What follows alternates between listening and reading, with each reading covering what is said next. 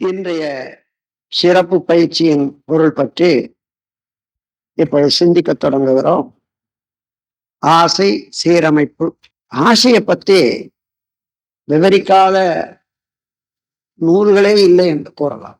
பல்வேறு விதமாக ஆசையை பற்றி கூறுகின்றார்கள். ஆனால் பொதுவாக ஆசை கெட்டது, அதை அழித்து விட வேண்டும், ஒழித்து விட வேண்டும் என்று.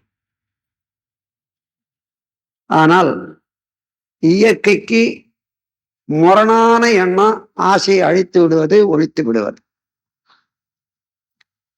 ஆசை என்பதே உடலும் உயிரும் இயங்கும் போது உடலிலே ஏற்படக்கூடிய உணர்ச்சிகளுக்கு அதே ஆசை.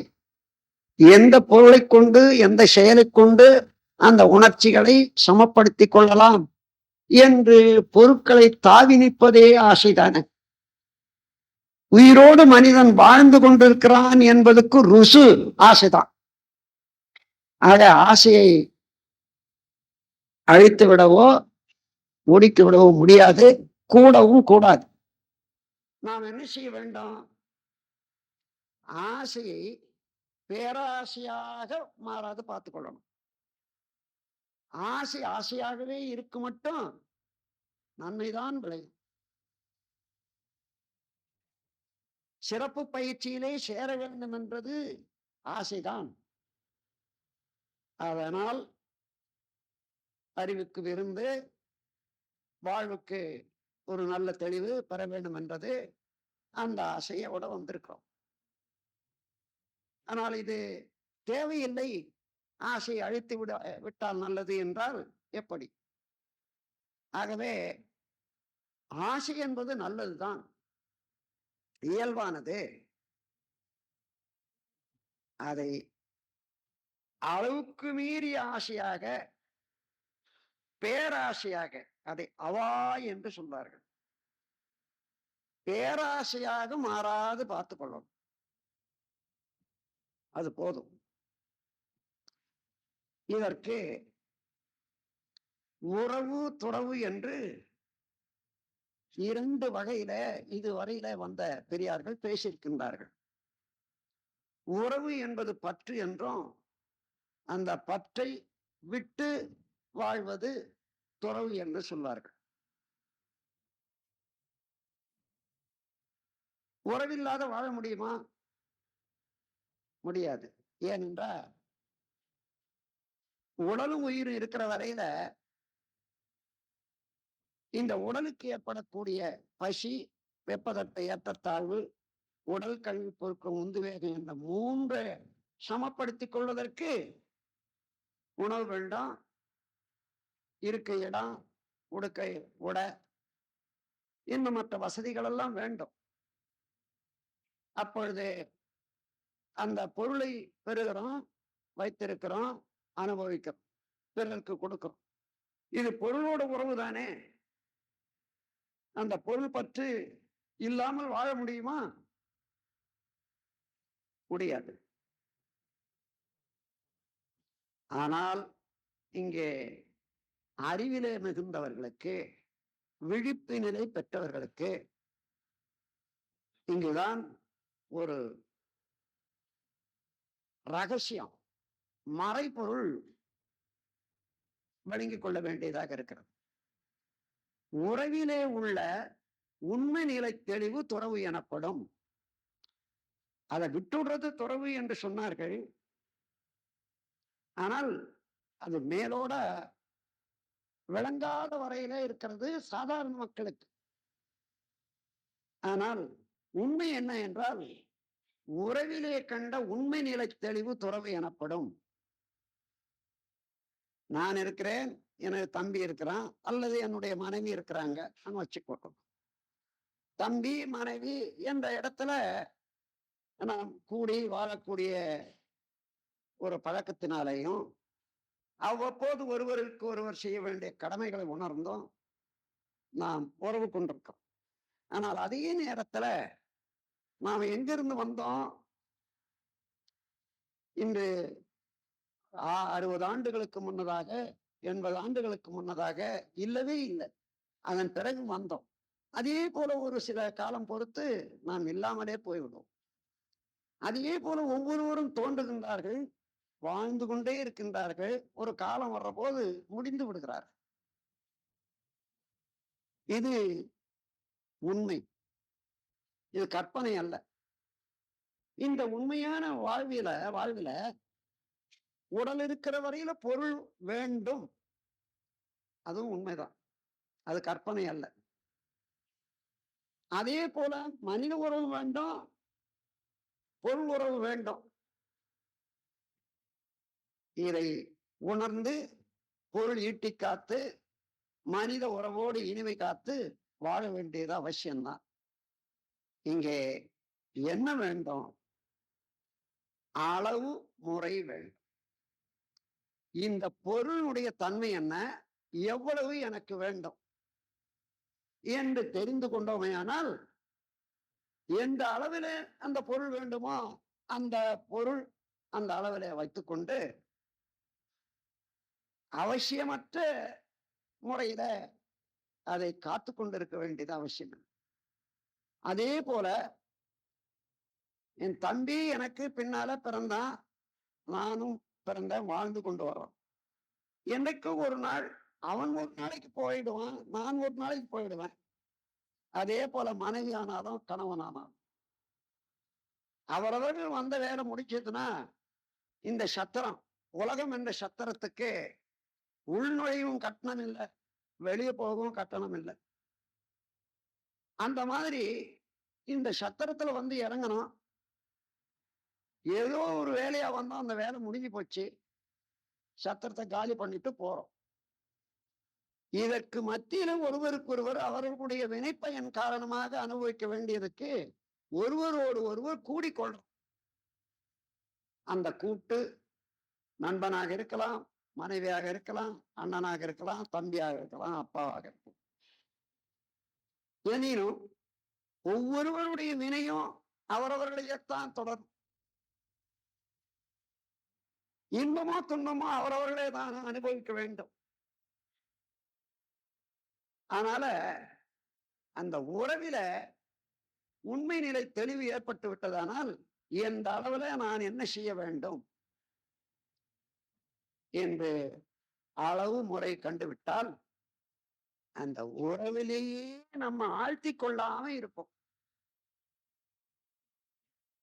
ஆற்றிலே குளிப்பது வேறு, மூழ்கி விடுவது வேறு. குளிப்பது என்றால் விழிப்பு நிலையோட ஆற்றின் வேகம் அறிந்து இடம் தேர்ந்து தண்ணியை மேல ஊத்திக்கிறதோ அல்லது உள் இறங்கி குளிப்பதோ சரி. ஆனால் விழிப்பு நிலையற்று ஓடுற தண்ணீரை நாம் உள்ளே புகுந்து விட்டால் என்ன?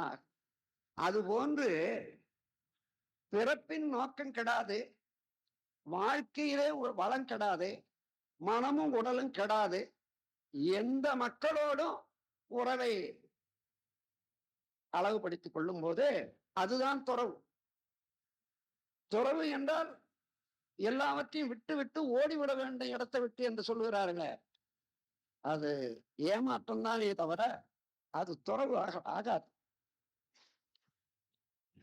துறந்து போனா அப்படியே வீட்டை விட்டு வெளியேறி போனா என்ன? இங்கே முன்ன பின்ன வாங்கின கடனை பாதிக்காத இருக்கிறதுக்காக ஒரு எஸ்கேபிசம், வழிக்கு ஓடுதல், அவ்வளவுதான். அது மாத்திரமா? இங்க அதிகாரமா சாப்பிட்டு கொண்டு இருந்தது இன்னும் சிலருக்கு நன்மை செய்யக்கூடிய அளவுல இருந்திருந்தானே, அந்த வாய்ப்பெல்லாம் இழந்து வேற ஒரு இடத்துல அடிமையாகிறதோ அல்லது பிச்சை எடுத்து சாப்பிடுறதோ, அவ்வளவுதான். இதுவா துறவு? அப்படி அதையெல்லாம் துறவு என்று எண்ணிக்கொண்டிருந்த காலம்.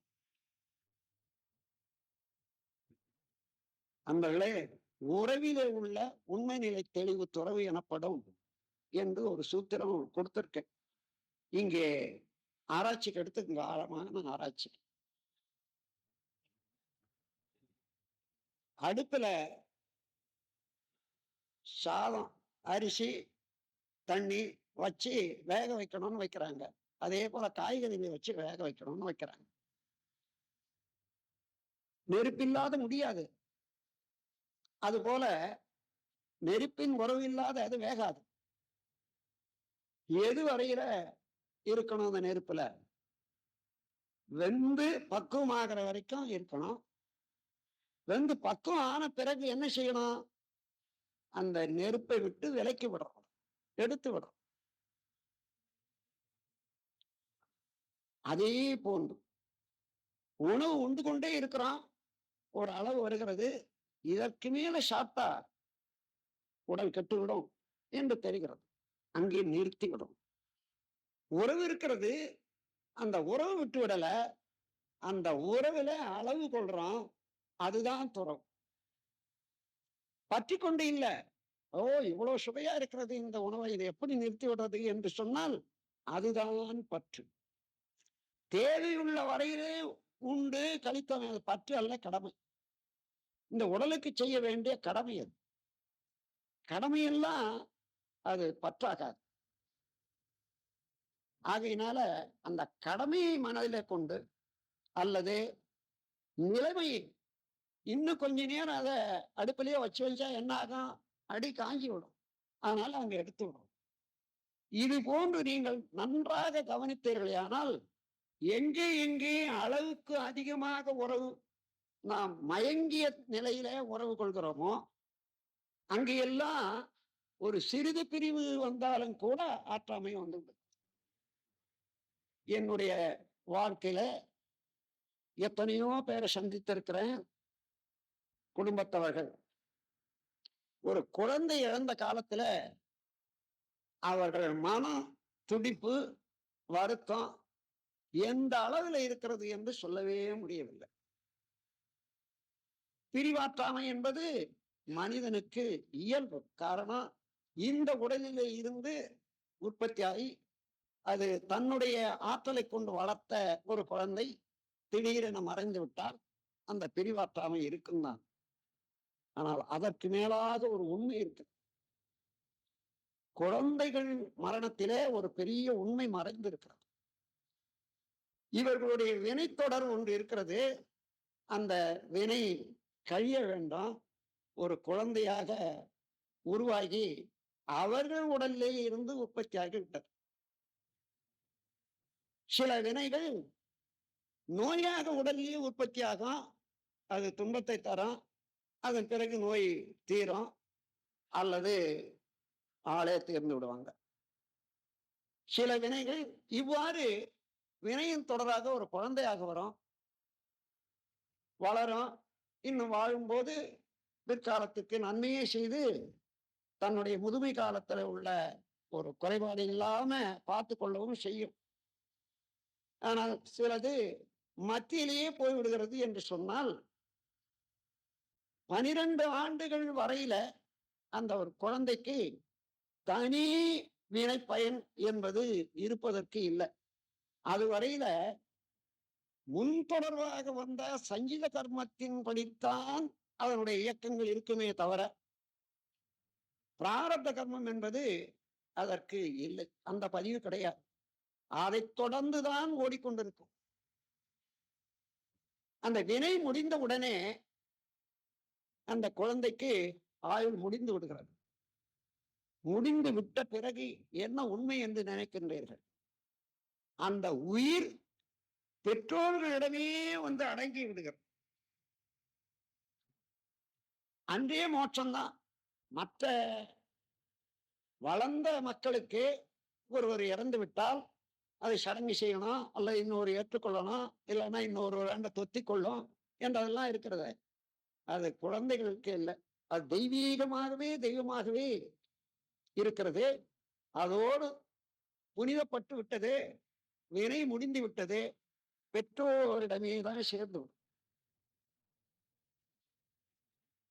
இந்த உண்மையை உணர்ற போது என்னுடைய வினையின் விடிவு காலம் இது, முடிந்து விட்டது என்ற தெளிவு இதுவரையில நமக்கு பெரியவர்கள் எடுத்து சொல்லி விளக்கி இருந்தார்களே, ஆனால் அந்த வருத்தம் வராது.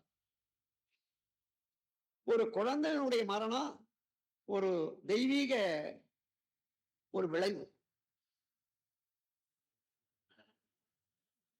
தானா நம்முடைய விருப்பத்தினாலே ஏற்பட்டதல்ல, இயற்கையாகவே ஏற்படுகிறது. அந்த உண்மை உணர்ந்து விட்டால் சிறிது காலம் துன்பம் இருந்தாலும் அந்த துன்பத்திலே இருந்து தன்னை மீட்டுக் கொள்ளலாம். அது மீட்க முடியாமல் தவித்துக் கொண்டிருக்கக்கூடிய அன்பர்களை நான் பார்த்தேன். காரணம் என்ன? மனம்தான் அங்கே. உண்மை நிலை தெளிவு இல்லாதனால அந்த உறவிலேயே தன்னை ஆழ்த்திக் கொண்டு அந்த குழந்தை போன பிறகு இறந்துபட்ட அன்னையும் உண்டு, இறந்து விட்ட தந்தையும் உண்டு. அந்த அளவிலே முடிந்து விடுவார். இவ்வாறு பற்று என்று கொள்ளும் போது அளவுக்கு மீறி உண்மை உணராமல் பற்று வைத்தால் ஒவ்வொருவரும் அவருடைய வினையின் காரணமாக பிறக்கின்றார்கள். அந்த வினைத்தொடர் வழியே தான் வாழ்கின்றார்கள். மேலும் வினையை முடித்துக் கொள்வதற்காக அவர்கள் எடுக்கக்கூடிய முயற்சிக்கு ஏற்ப அந்த வாழ்வு அமைகிறது, திருந்துகிறது. மேலும் இந்த பிறவி கடல்ல இருந்து அவர்கள் எந்த அளவு நீந்துகிறார்களோ அந்த அளவுதான். வினைப்பயனே ஒரு தேகம் கண்டாய் என்று சொல்வார்கள். எனவே அந்த முறையில இந்த கர்மயோகம் என்ற முறையை எடுத்துக்கொண்டு நாம் ஆராய்ந்து பார்த்தால் வினையின் வலிவு தெரியும். எந்த செயல் செய்தாலும் அந்த செயல் 4 இடங்களிலே பதிந்து கொண்டு மீண்டும் மீண்டும் அதற்குரிய தொடர் விளைவுகள் வந்து கொண்டே இருக்கும் என்று எண்ணிய போது நாம் செய்த செயல்கள் எல்லாம் தெரிந்தோ தெரியாததோ அது விட்டு விடுமா? விடாது. சரி, போனது போகட்டும், இன்றாயிலும் தெளிந்து கொண்டு எந்தெந்த செயலை எந்தெந்த விதத்திலே மாற்றி அமைத்துக் கொள்ளலாம் என்ற தெளிவோடு முனைந்தோமானால் நமக்கு இறை அருளே உள்ளே ததும்பி கொண்டிருக்கிறது, காத்து கொண்டிருக்கிறது உதவுவதற்காக. அதை கொண்டு வென்று விடலாம். அந்த முறையில ஆசை என்பது எல்லாம் அல்ல இறைவனே துண்டுபட்டு அணுவாகி அந்த அணுவிலே இருந்து விரிந்து விரிந்து விரிந்து பிரபஞ்சத்தை தாண்டி பேரியக்க மண்டலத்தை தாண்டி பேராதார நிலையோட சேர்ந்து விட வேண்டும் என்ற ஆற்றல் அந்த துணுக்கிலே, அந்த துண்டுபட்ட அறிவிலே இருக்கிறது. ஆகவே இந்த அறிவினுடைய வேகம் ஏதேனும் ஒரு பொருளிலே பார்த்து மயக்கத்திலே நாம் இருக்கும்போது இன்னும் அந்த பொருள் வேண்டும், இன்னும் வேண்டும், இன்னும் வேண்டும் என்றுதான் நினைக்கும். சாதாரணமா நமக்கு ஒரு சொக்கா வேண்டும், ஆனால் துவைச்சு எடுக்கிறதுக்கு ஒரு 2 3 இருக்கணும். 4 சொக்கா வேண்டும். 4 சொக்கா வந்த பிறகு நாம் என்ன நினைக்கணும்? இந்த 4ல 1 போன பிறகு 1 வாங்கிக்கலாம் அன்னு இருந்தா நமக்கு பாரம் இல்லை. ஓ, இது புதிய ரகமா வந்திருக்கிறதே, அதையும் வாங்குவோம், அதை வாங்குவோம், அதை வாங்குவோம் என்று ஓடிக்கொண்டே இருக்கிறது. காரணம் என்ன? இந்த சொக்காய்க்காக எழல ஆசை. இறைவனே அடைய வேண்டும் என்ற ஒரு வேகம் கொண்ட ஆசைய அந்த இறைவனை அறிவதற்குரிய வழியிலே திருப்பி விடாததுனால அங்கே போய் அதற்கு ஒரு இணைப்பு கொடுக்க முடியாததுனால, வாய்ப்பில்லாததுனால, வழிகாட்டக்கூடியவர்கள் நாம் தொடர்பு கொள்ளாததுனால இந்த தேக்கமுற்ற ஆசை எந்த பொருள் கண் மீது படுகிறதோ, எந்த பொருள் நம்ம கருத்து கெட்டுகிறதோ, எந்த இன்பத்திலே நாம் தொடர்பு கொள்றோமோ அதுவே வேண்டும், அது இன்னும் வேண்டும், இன்னும் வேண்டும் என்று அங்கேயே வளருகிறோம். அப்பொழுது ஆசையை ஒழிப்பதற்கு அல்லது முறைப்படுத்துவதற்கு என்ன வேண்டும்? உண்மை உணர்வு வேண்டும், பரம்பொருள் உணர்வு வேண்டும். அப்படி உணரும் போது நானே தான் அவனாக இருக்கிறான், அவனே தான் நானாக இருக்கிறேன் என்ற அளவுல அவனோடு கலந்து விட்ட அறிவுக்கு அதை விட தாண்டி என்ன வேண்டும்? மலையில புறப்படுகிறது ஓடை, சிறுக சிறுக பெரிதாகி ஆறாகி வருகிறது. குட்டை, குளம், ஏரி, அணைக்கட்டு எல்லாம் தாண்டியும் மேலும் ஓடுகிறது. ஏனென்றால் அதனுடைய வேகம் கடைசியாக கடலிலே கலந்து விடுகிறது என்று வைத்துக் கொள்ளுங்கள். இங்கெல்லாம் இருந்த வேகம், தடுக்க முடியாத வேகம், தடுத்தாலும் நின்று நின்று மீண்டும் பெருக்கெடுத்து ஓடிக்கொண்டே வந்த வேகம் கடலிலே கலந்த பிறகு எங்க போயிட்டு அங்கே அதை அடைய வேண்டும் என்பதுதான். கடலிலே தான் பிறந்தது. கடலிலே இருந்து ஆவியாகி மேகமாகி மழை பெய்தது. மீண்டும் கடலை நோக்கித்தான் வர வேண்டும், எங்கே இருந்தாலும் தண்ணி. அதே போன்று எந்த ஜீவனாக இருந்தாலும் அது இறைநிலையை நோக்கியேதான் போய்கொண்டிருக்கிறது. அதனால புலன்கள் அளவில் விடும்போது அந்த நோக்கத்தை இன்னும் வேண்டும், இன்னும் வேண்டும் என்பவர். அந்த இன்னும் வேண்டும் என்பது மனிதனிடத்திலே வந்த அறிவு, ஆறாவது அறிவுக்குத்தான் இறைநிலை அடைய வேண்டும் என்ற வேகம் அதிகரிக்கிறது. ஆகையினால மனிதனிடத்தான் ஆசை பேராசையாக மாறும். மனிதன் தான் தடுக்கணும், உணர்ந்து தடுக்கணும். ஆகவே ஆசையை ஒழித்து விட முடியாது, ஒழிக்கவும் கூடாது, ஒழிக்க முடியாது. அந்த எண்ணத்தையே ஒழிச்சு விடணும். என்ன வேண்டாம், அப்போ முறைப்படுத்திக் கொள்ள வேண்டும், அளவு கட்டி கொள்ள வேண்டும். நமக்கு என்ன வேணும், பொருள் மேலே ஆசை போகட்டும், ஆனால் சரி இது எவ்வளவு வேண்டும் என்று யோசித்து பார்ப்போம். அவ்வளவு 10 பழம் சாப்பிடுவோம் இன்னைக்கு நாளைக்கு. அந்த 10 பழத்துக்கு மேல 25 பழம் இருக்கிறது என்று சொன்னா அதுக்கு மேல அது இருந்தா கெட்டுதான் போகும். அதுக்கு மேல உண்ணக்கூடியவர்களுக்கு கொடுப்பதுதானே வேண்டும். அப்போ ஆசை நிறைமனமாக மாறிய உடனே மிச்ச பொருள் சேர வேண்டிய இடத்துல சேருவதற்கு ஈகையாக மாறிவிடுது. தனக்கு அளவு போதும் என்று எண்ணிய உடனே அது நிறைந்து போகிறது மனம். இன்னும் வேண்டும் என்பது போச்சு. அதுக்கு அடுத்தபடியாக மீதம் உள்ளது மற்றவர்களுக்கு சேரட்டும் என்ற போது ஈகையாக மாறுகிறது. இந்த இடத்துல ஒரு ஒரு வகையில நட்டமும் குறைந்து விட்டது, இன்னொரு வகையில லாபமும் வருகிறது. அந்த முறையில நம்முடைய ஆசையை ஒழுங்குபடுத்த வேண்டியதுதான் அவசியம். அது எப்படி ஆசையை அடக்க முடியும், ஒழுங்குபடுத்த முடியும் என்று மலைக்கவே வேண்டாம். நம்முடைய மனம் இருக்கிறதே புலன் வழியிலேயும் இயங்கும் பொருளை நோக்கி, விண்வழியிலேயே இயங்கும் பிரபஞ்சம் முழுவதிலும் கலந்து நின்று, மெய் வழியிலேயே இயங்கும். எல்லாம் வல்ல முழுமுதற் பொருளே எல்லாமாக இருக்கிறான். எல்லா இடத்திலையும் அவனை அறிவாக இருக்கிறான். அந்த இடத்துல நானும் இப்படி இருக்கிறேன். எனக்கு வேண்டியது எல்லாம் கிடைத்துக் கொண்டிருக்கிறது. நானும் என்னுடைய ஆற்றலை எந்தெந்த வகையில மற்ற உயிர்களுக்கு செய்யணுமோ அதை செய்து கொண்டிருப்பேன், செய்து கொண்டிருக்கிறேன் என்ற போதுதான் நிறை மனம் உண்டாகும். நம்ம வாழ்க்கையில பார்ப்போம், ஏதேனும் குறைவு உண்டா என்று பார்த்தால் இல்லவே இல்லை. எப்போ குறைவுன்னு நினைக்கிறோம், நல்ல வயது வந்த பிறகு பொருள்களை மேல இன்னும் வேண்டும் என்ற எண்ணம் வர்ற போது அங்கதான் குறைபாடு. சிறு குழந்தையில பசி எடுத்தது அழுதோம், பால் கொடுத்தாங்க தூங்கணும், அப்படிதான் இருக்கும். அப்படி இருந்துதான் வர வர வர வர வர இன்னும் வேண்டும் இன்னும் வேண்டும் என்றது வந்தது.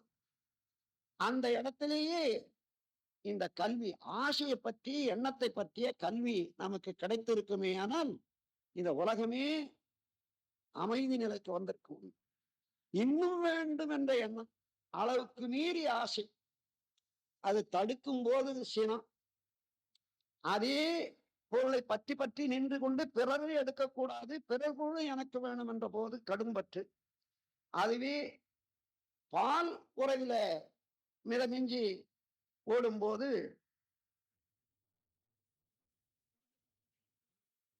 கவர்ச்சி, பால் கவர்ச்சி, முறையற்ற பால் கவர்ச்சி.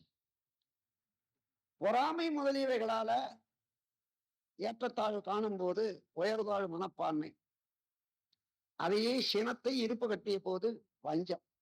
அப்போ இந்த 6 குணங்களும் கூட ஆசை அமைக்காததுனால,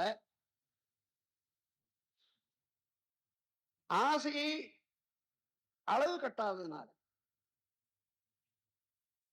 அது மீறி திசை மாறி எழுந்த மற்ற 5ம் மொத்தம் சேர்த்து 6 குணங்கள் என்று சொல்லும்.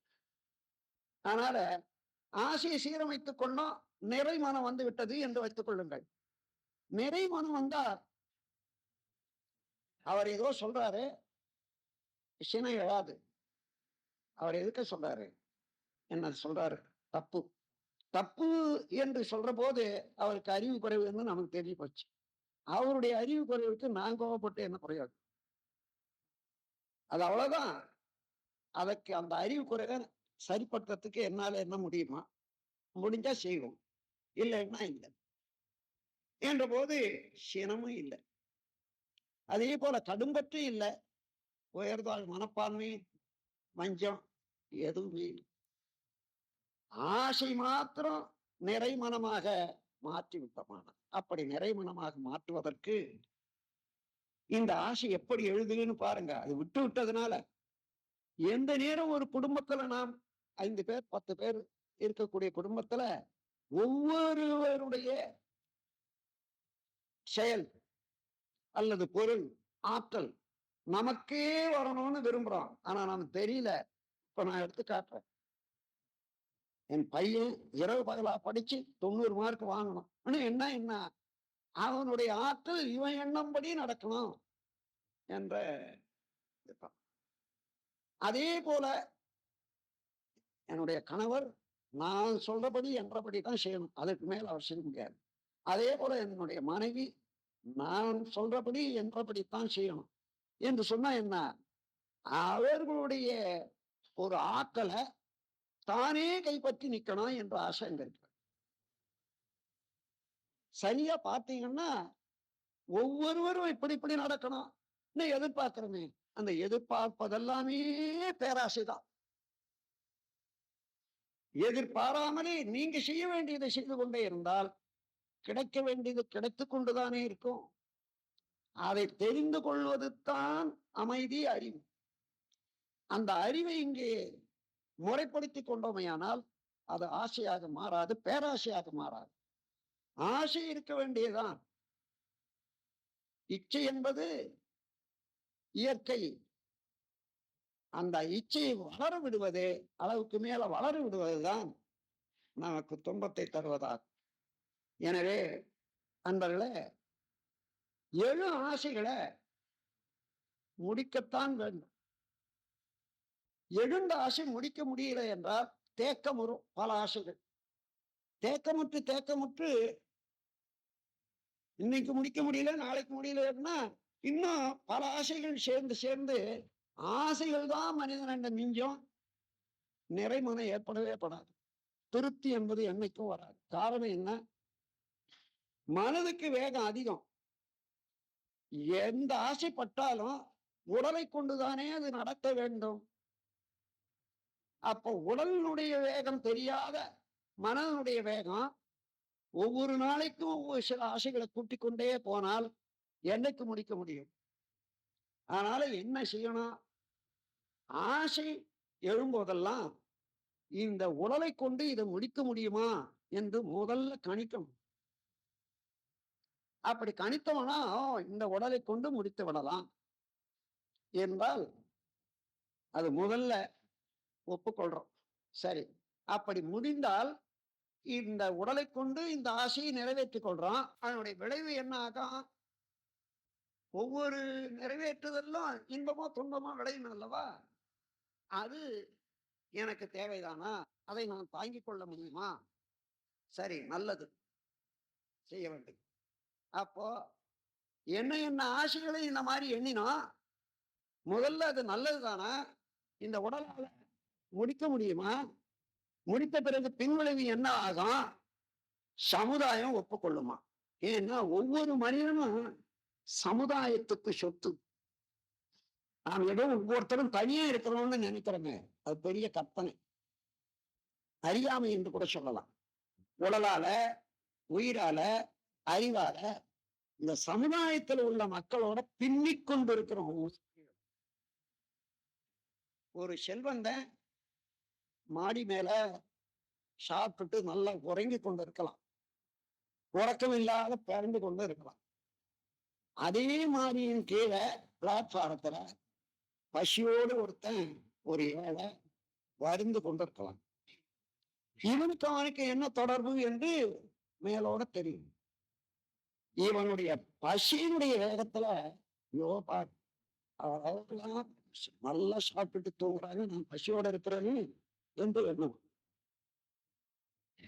பசியோடு இருக்கக்கூடியவனுடைய எண்ணம் எல்லாம் வருத்தம் எல்லாம் எங்க நாடி வருமோ என்று கேட்டா உண்டு கழித்து இருக்கக்கூடியவர்கள்தான் நாடு. இந்த எண்ண அலையினுடைய ஆற்றல் எவ்வளவு! எண்ணமே இறைவனுடைய பிரதிபலிப்புத்தான் என்று தெரிந்து கொள்ற போது, படக்க நிழலான் என்று தெரிந்து கொள்ளும் போது பேராற்றல் உடையது எண்ண அலை. அந்த எண்ண அலைதான் சாப்பிட்டு படுத்தா தூங்க முடியாத பெறல்றான். அப்போ இவன் அமைதியாக இருந்தானே ஆனால் அவனுக்கு அமைதி போன அமைதி கிடைக்கும். அது மாத்திரமல்ல, எங்கே ஏழ்மை இருக்கிறதோ, எங்க அறியாமை இருக்கிறதோ, அந்த இடத்துலதான் நோய் உற்பத்தி அதிகமாகும். அப்படி ஒரு மனிதன் ஒரு நோயை உற்பத்தி பண்ணான்னா அது காற்றிலே, எண்ணத்திலே, கிருமி வாயிலாக எல்லாருக்கும் தான் பரவும், எல்லாருக்கும் சமமாக சப்ளை ஆகும். நல்லவன் கெட்டவன் பார்க்காது. அந்த முறையில ஒரு இந்த ஏழ்மையும் அறியாமையும் ஒரு சமுதாயத்தில் இருக்குமேயானால் அது எல்லாருக்கும் சொந்தமாகி விடுகிறது. ஒரு அளவுல நான் வச்சிருக்கேன், நீ வச்சிருக்கேன், அவன் பொருள் ஏழை பணக்காரன் ஆகலாம். ஆனால் அதனுடைய விளைவு எல்லாரையும் நிறைவு வருகிறது. அப்ப பாருங்க, இவன் உடல்ல ஒரு நோய் வந்தாலும் சரி எல்லாரையும் பாதிக்கும். அவன் மனத்தால இருக்கக்கூடிய எண்ண அலைகளும் பாதிக்கும். அவனுடைய செயல்ல வந்த விளைவு என்ன பண்றான்? ஒவ்வொரு நாளைக்கு போறான், திருடுறான், அடிக்கிறான், குடிக்கிறான். அப்போ உடலாலையும் மற்றவர்களுக்கு துன்பத்தை கொடுக்கிறது.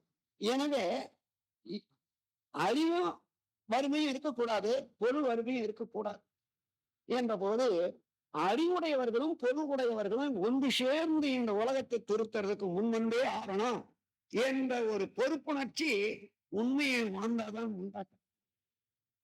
அது வரையில ஏழ்மையிலையும் அறிவின் குறைபாட்டில் இருக்கக்கூடியவர்களே தன்னை நிறைவு கொள்ளணும்னு எடுக்கிற போது அறிவாளியும் பாதிக்கும், பொருளாளர்களையும் பாதிக்கும். அதான் இன்னைக்கு உலகத்தில் நடந்துட்டு வரும். எனவே இந்த ஆசையை ஒழுங்கு செய்வதற்கு ஒரு சுலபமான முறை உண்டு. இதுவரையில தெரிஞ்சோ தெரியாமலோ ஆசைகளை சேமிச்சு வச்சுட்டோம். அதாவது அனுபவிக்காமல் சேர்த்து வச்சிருக்கக்கூடிய ஆசைகள் எவ்வளவோ அந்த அளவுக்கு மனிதனுடைய மனம் வீழ்ச்சி அடையும், வரையும் செயலற்று போகும். டிப்ரெஷன் என்று சொல்லக்கூடிய சோர்வு உண்டாகும், ஏமாற்றம். அந்த முறையில மனிதன் அது மதிப்பற்று போகிறான். ஆகையினால என்ன வேணும்? மனிதன் மனிதனாக வாழணும்னு சொன்னா அவன் கொண்ட ஆசையை நிறைவேற்றி ஆகும். அப்ப அடுத்தபடி செயலுக்கு வர்ற போது என்ன? நிறைவேற்றக்கூடிய ஆசையைத்தான் கொள்ள வேண்டும் என்பது ஒன்று. உடலை கொண்டுதானே ஒரு ஆசை நிறைவேற்றணும். அந்த உடல் தாங்குமா என்பது முதல் கேள்வி. அடுத்தபடி இந்த உடலை கொண்டு இதை நிறைவேற்றி கொண்டால் என்ன விளையும்? அந்த விளைவு துன்பமா இன்பமா? இது எனக்கு தேவைதான. மூன்றாவது, இதை நான் நிறைவேற்றிக் கொள்ளும் போது சமுதாயத்திலே உள்ள மக்கள் அதை ஒத்துக்கொள்வார்களா? சமுதாயம் ஒப்புக்கொள்ளாத முறையிலே ஒருவர் ஒரு ஆசையை நிறைவேற்றிக் கொள்வாரே ஆனால் அது எல்லா வகையிலும் துன்பம் தான் கொடுக்கும். ஆகையினால சமுதாய ஒப்புதலோடத்தான் ஒரு ஆசையை நிறைவேற்றிக் கொள்ள முடியும். கடைசியாக இயற்கை அறிவு. இயற்கையிலே எந்த செயலுக்கு ஒரு விளைவு உண்டு, அந்த விளைவு பதிவாகிறது, இன்ப துன்பம் தருகிறது, மீண்டும் மீண்டும் மீண்டும் அது பிறவிக்கு வழிவகுக்கிறது.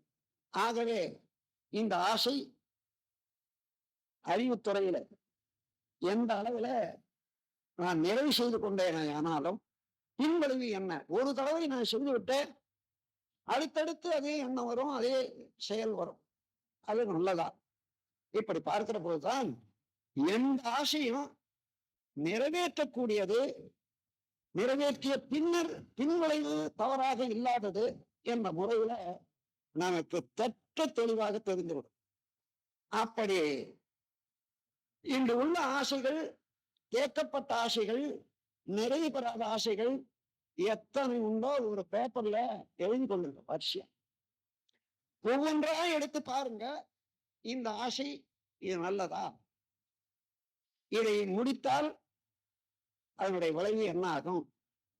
முடிப்பதற்கு இந்த உடல் இடம் கொடுக்குமா, தாங்குமா? சமுதாயம் ஒப்புக்கொள்ளுமா? இயற்கையினுடைய சட்டப்படி இது என்ன நிலைமையை எனக்கும் என்னுடைய குழந்தைகளுக்கும் என்னுடைய பின்னால் வரக்கூடிய பிறவிகளுக்கும் என்று பார்த்து இந்த ஆசை வேண்டாம் வேண்டும் என்று எழுதி கொள்ளும். துன்பத்தை தரக்கூடியதா இருந்தா அது ஏன் நாம போய் மாட்டிக்கணும்? இருக்கக்கூடிய துன்பமே போதும் என்று இருப்போம். இன்பத்தை தரத்தக்கதாகவும் துன்பத்தை போக்கக்கூடியதாகவும் தான் இருக்கும். அதை மாத்திரம் எடுத்துக்கொள்றோம். அப்படி கழிக்கிற போது 20 ஆசைகள் நாம் எழுதி பார்த்தோம்னா, பயிற்சி செய்து பார்த்தோம்னா 15 அடிபட்டு போகும். எதிரில் இன்னென்ன காரணத்தினால இந்த ஆசை இனி எனக்கு வேண்டாம், இதை என்னிடம் இருந்து இதை தள்ளிவிட வேண்டும் என்று உறுதிமொழியோட பல தடவை சொல்லி அதை மேல எழுதி கொள்ளணும். மிச்சம் உள்ளது 5 ஆசை. இந்த உடலாலையும் முடிக்க முடியும், சமுதாயம் ஒப்புக்கொள்ளும், இயற்கைக்கும் நல்லது, விளைவும் நல்லா இருக்கும். திட்டமிடுங்கள். இது எப்படி சொல்றது? எத்தனை நாள்ல முடிக்க முடியும்? இன்னைக்கு செய்யக்கூடியது என்ன, நாளை செய்ய வேண்டியது என்ன? பிளான். அந்த பிளான போட்டு திட்டமிட்டு அதே போல செய்ய தொடங்குவோம். மத்தியில அந்த ஆசை இந்த ஆசை என்பதெல்லாம் வந்தாலும் இந்த சட்டத்தின் கீழே அது தேவைதானா என்று எண்ணும் போதே அது நமக்கு தெரிந்து. ஏற்கனவே இந்த 5 விதமான ஆசைகள் நமக்கு உண்டு, அவைகளெல்லாம் முடிக்க வேண்டாம். அதற்கு ஒத்ததாக இருக்குமேனால் வரட்டும், இல்லையானால் உள்ளே விடுறதே இல்லை என்ற போது ஆசைக்கு அளவு கட்டியாகும். இங்கேதான் நிறை மனம் என்பது உண்டாகும். அந்த நிறை மனம் உண்டானால்தான் இறை நிலை என்பது மனிதனுக்கு புலப்படும். அப்படி இல்லை, நிறைமனம் உண்டாகவில்லை என்றால் அது வரையில இறை நிலையும் தோன்றவே தோன்றாது. இதற்காக ஒரு கதை சொல்வாங்க. ஒரு அறிஞர், அறிவாளி, சிந்தனையாளன் இறுதியை உணர வேண்டும் என்ற ஒரு பேரார்வத்தோடு பல சன்னியாசிகள், பல ஞானியர்கள் போனார். யாரு எதோ சொன்னாங்க, அவனுக்கு போதிய அளவுக்கு திருப்தி இல்லை. கடைசியா ஒரு 2 வந்தான். ஐயா, நான் இறைவனை அறிய வேண்டும், அடைய வேண்டும். அடையப்பா, அது சுலபமாச்சே, ஏன் எவ்வளவு கஷ்டம்? இல்லை இல்லை, நான் எவ்வளவோ நாளா தேடிக்கிட்டு இருக்கேன், ஒண்ணும் இல்லை, அது ரொம்ப சுலபம் சொன்னாங்க. ஆனா அதற்குரிய வழியே நீ நடந்து போகணும். சரி, எவ்வளவு தொலைவு இருக்கும் எனக்கு இறைவனுக்கும்? எப்படி நடக்க வேணும்னு சொல்றீங்களா? சொல்றேன். அவரு ஒரு பேப்பர் துண்டு எடுத்து கொடுத்து, ஒரு பென்சில் எடுத்து கொடுத்து, உன்னுடைய நிறைவேறாத ஆசைகள் எத்தனை என்று எழுதுன்னு சொன்னாராம். இவர் போட்டாரு ஒரு 25, ஒண்ணு. அப்பா, உனக்கு இறைவனுக்கு உள்ள தூரம் இவ்வளவுதான். இதை கடந்து விட்டால் இறைவன் உன்னோட. அப்படியா? இது ஒண்ணு முடிக்கிறதுக்கு எத்தனை ஜென்மம் எடுக்கலாம்? அது கூட வேண்டியதில்லை, இப்பவே இது முடியாது, இன்னும் தேவையில்லைன்னு அறுத்து எரிந்து விடலாம் என்று சொன்னார். அது போல இந்த ஆசையை பற்றி தெரிந்து கொள்ள அந்த ஆசையை முறைப்படுத்திட்டோம்னா நேரடியா இருக்கும். நாம் இறைவனை தேடிக்கொண்டே போகும்போது கூட, ஏவா எனக்கு 5 டிக்கெட் வாங்கியிருக்க, லாட்டரி டிக்கெட்டு, அதுல 1000 அடிக்க பாரு, அண்ணதான் வியாபாரம் பேசணும். இந்த மனநிலையெல்லாம் தெரிந்த பெரியார்கள் ஈசனோடாயினும் ஆசை விடுமுங்கள் என்று சொல்ற. ஈசனே போய் நேரடியா கேட்டா கூட சரி, எனக்கு அது வேணும் இது வேணும்னு கேட்கிற வேலை உனக்கு வேண்டாம். ஈசனோடாயினும் ஆசை விடுகின்றார். ஈசனை பெறுவதற்கு ஆசை விடுன்னு சொல்லல. அது மாதிரி சிலர் நினைக்கிறாங்க. அது ஒண்ணுதானே வேண்டும், அதான பிறகுனுடைய நோக்கமே. ஈசனை அடைய வேணும் என்றதான் பிறகுனுடைய நோக்கமே. அதை விட்டுட்டா என்ன? அதை விட வேண்டியதில்லை. அங்கே போய் கூட அங்க நின்று கொண்டு ஈசனை நினைந்து கொண்டு, அப்பா எனக்கு இது வேணும் அது வேணும்னு கேட்கறிய, அது வேண்டாம்ப்பா. ஆகவே அந்த முறையில நல்ல ஆசையெல்லாம் பெருக்கிக் கொண்டே இருப்போம், கற்றுக்கொண்டே இருப்போம், முறைப்படுத்திக் கொள்ளும், நல்ல முறையில அதெல்லாம் செயலாக்கி அனுபவிப்போம். இதைத்தான் சித்தர்கள் சொல்லுகின்றார்கள், மகிழ்போகம் என்ற வார்த்தையினார். இன்பத்தையே இன்பமாக அனுபவிக்க வேண்டுமானால் அளவு முறை கண்டு, ஆசையினுடைய நிலை கண்டு, உறவு முறை கண்டு நீ அனுபவிச்சா எப்போதுமே இந்த 5 புலன்களாலேயே எல்லாவற்றையும் திருப்தியாக அனுபவிக்க முடியும் என்று விளக்கம்னால். ஆகவே அங்கே அறிவு முன்னே நிற்கிறது, புலன்கள் அல்ல.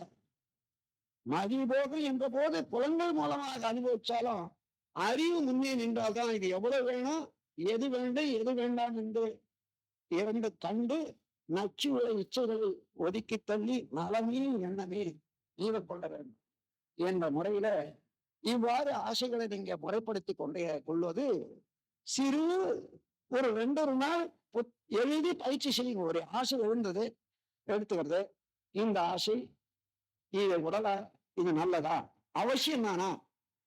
உதாரணமாக ஏற்கனவே 8 வீடு உங்களுக்கு இருக்கு, எனக்கு பக்கத்து வீட்டுக்காரன் வித்துடுறான்னுட்டு அதையும் வாங்கலான்னு நினைக்கிறீங்க. இது அவசியம் தானே? எனக்காக 8 வீடு இருக்கு, இந்த 8க்கு மேல 9 எதுக்காக எண்ணும் போது தேவையே இல்லை. தேவையில்லாத போய் மாட்டிக்கிட்டு அவஸ்தைப்படுவாங்க. அதனால அங்கேயே ஒதுக்கி விடலாம்.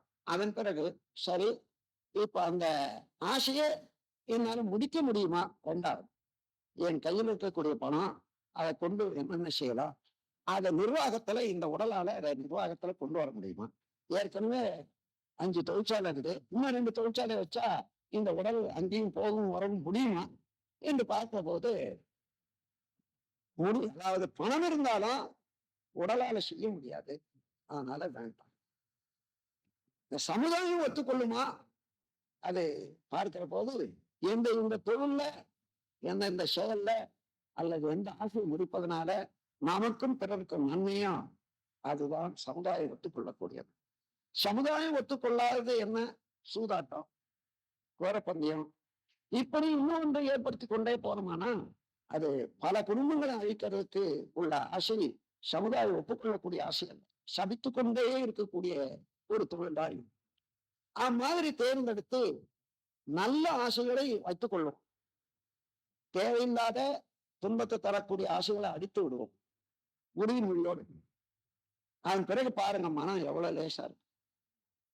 அந்த மாதிரி மனம் லேசா இருக்கணும், நிறைவு பெறணும், அமைதி பெறணும்.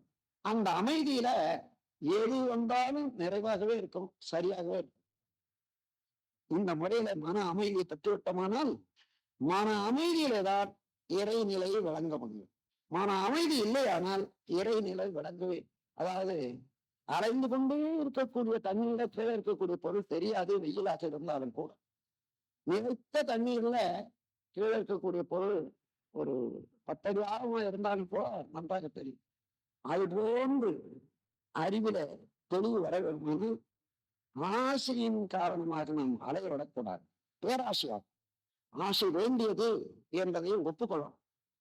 அப்படி இல்லாம ஆசை விட்டுணும்ன்றத அதுவும் முரணானது. எனவே ஆசையினுடைய மதிப்பறிந்து நல்ல ஆசைகளை எல்லாம் வளர்த்து கொண்டு நாமும் நலம் பெறுவோம், மற்றவர்களுக்கு நலமளிப்போம் என்று கூறி இந்த உரையை முடிக்கிறேன். வளர்ந்தார்.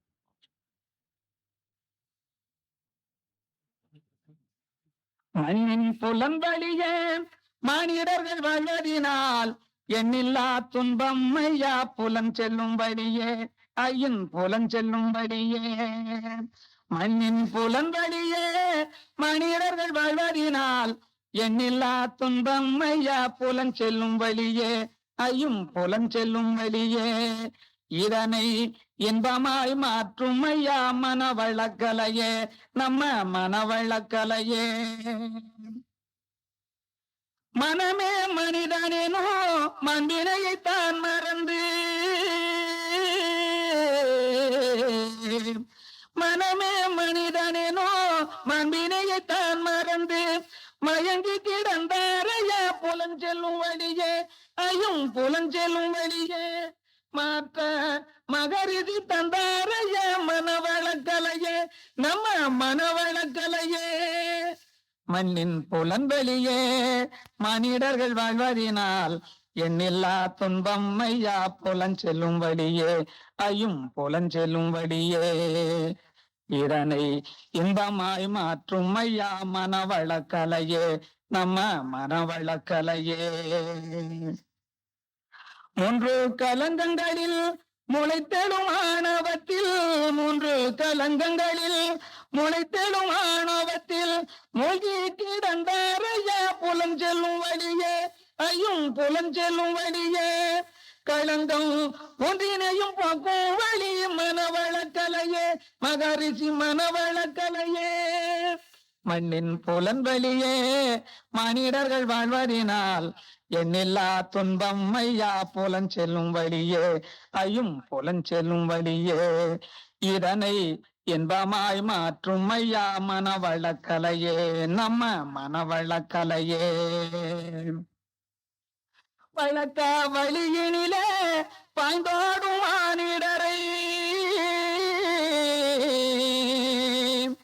பழக்க வழியினிலே பாய்ந்தோடும் மானிடரை பாகத்தில் வீழ்த்துமையா புலஞ்செல்லும் வழியே ஐயும் புலஞ்செல்லும் வழியே அறிவை விரக்கிய காக்கும் வழி மனவளக்கலையே எங்கள் மனவளக்கலையே எங்கள் மனவளக்கலையே